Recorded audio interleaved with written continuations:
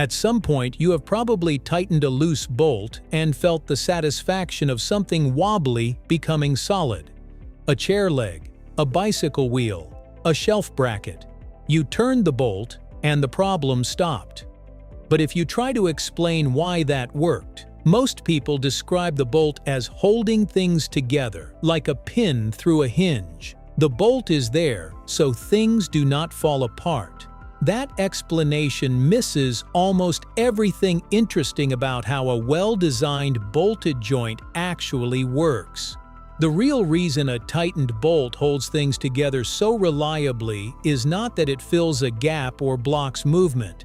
Something more subtle is happening inside the joint the moment you turn the wrench. Why can a simple bolt hold together cars, bridges, machines, and even spacecraft? And what is really going on inside a joint when the bolt is tightened? Let's get into it right here on Small Things.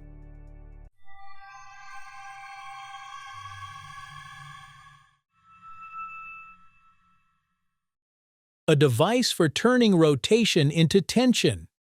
Before anything else makes sense, one thing about a bolt needs to be understood. A bolt is not a peg. A bolt is a device for converting rotation into tension. When you turn a nut on a bolt, the helical thread translates that rotation into a linear force that pulls the bolt slightly longer.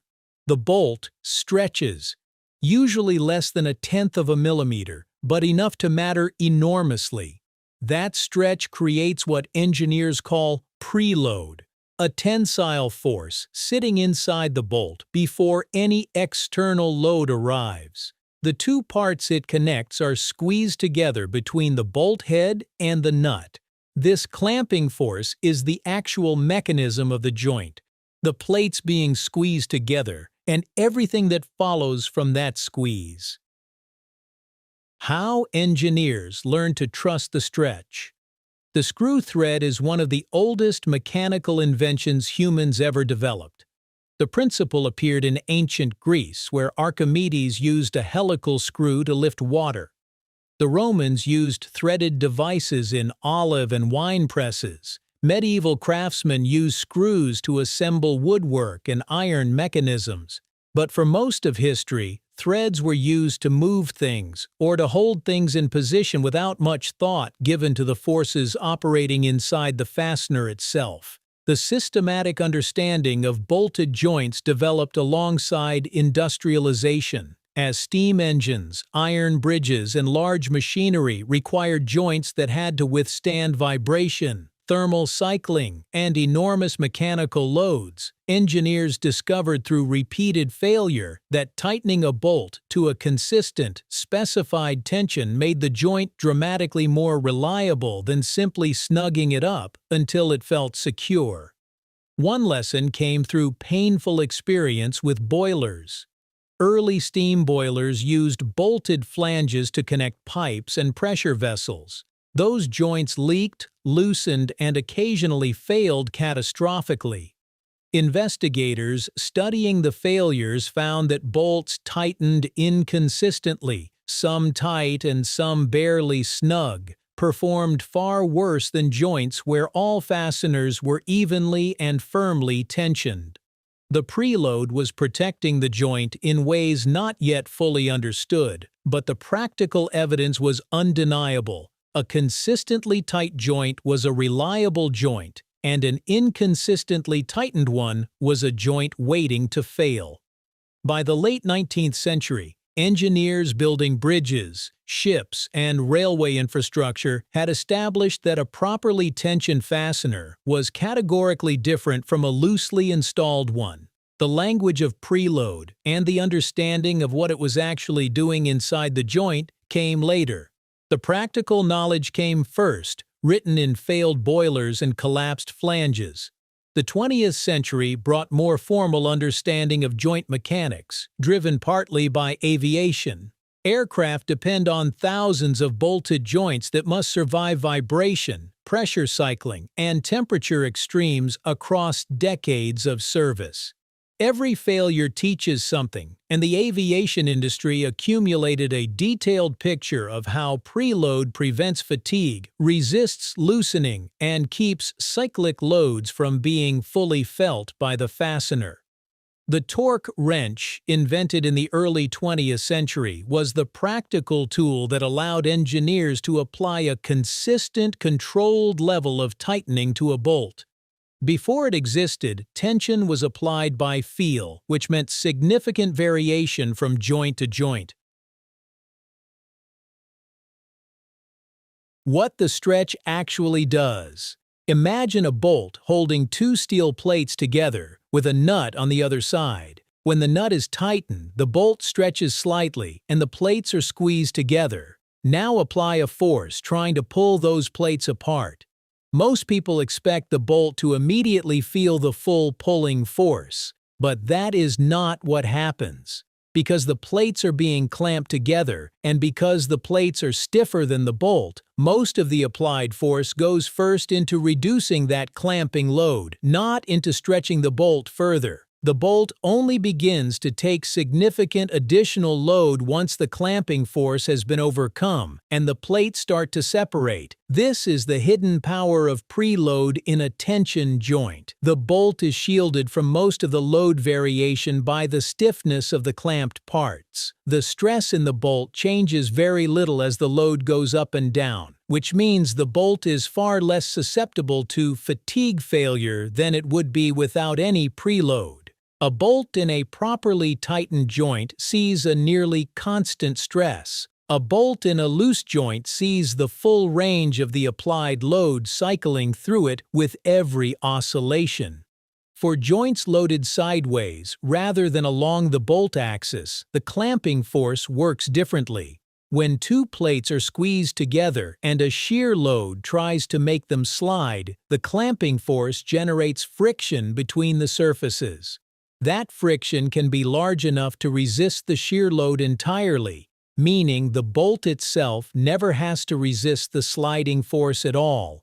The bolt just sits in the hole, providing the squeeze, while friction does the work of preventing movement. A bolt tightened to close to its yield strength, the point where it would permanently deform if stretched further, generates a clamping force large enough to create significant friction. This is intentional. Engineers typically target a preload of around 70% of the bolt's yield strength. The bolt is deliberately stressed to near its limit before any external load is applied, because that controlled stretch is what makes the joint strong. The bolt is not blocking the hole. When most people think about how a bolt resists sideways movement between two parts, they picture the bolt filling the hole and physically blocking the parts from sliding. The parts try to move, push against the bolt, and the bolt resists. In the strongest joints, that picture is completely wrong.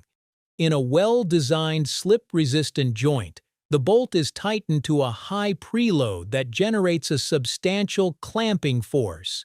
The friction between the clamped surfaces, produced by that clamping force, is large enough to resist any normal shear load. The bolt sits in the hole without touching the sides. The parts do not slide because friction is preventing any relative movement between them. If the joint is not tightened correctly, or if the friction between the surfaces is low, that friction force may be overcome. The parts slide, the bolt contacts the hole walls, and the bolt begins to resist the shear load directly. The hole gradually elongates, the bolt may loosen, and the joint becomes unreliable over time. This is why a loose bolt can be more dangerous than a missing one in some situations. A missing bolt is visible. A loose bolt lets the joint operate in a mode it was never designed for, silently, until something fails. It is also why torque specifications exist. The number on the torque wrench is not arbitrary. It is the value calculated to generate the clamping force required for the joint to work the way it was designed.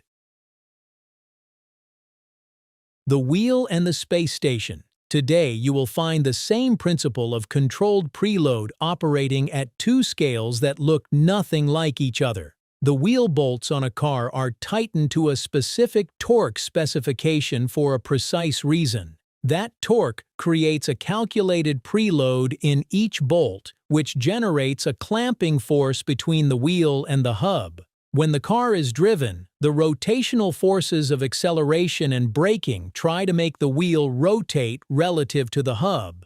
What resists that movement is not the bolts pressing against the sides of the holes. It is friction between the wheel and the hub, produced by the clamping force. The bolts hold the clamping force. The clamping force holds the wheel.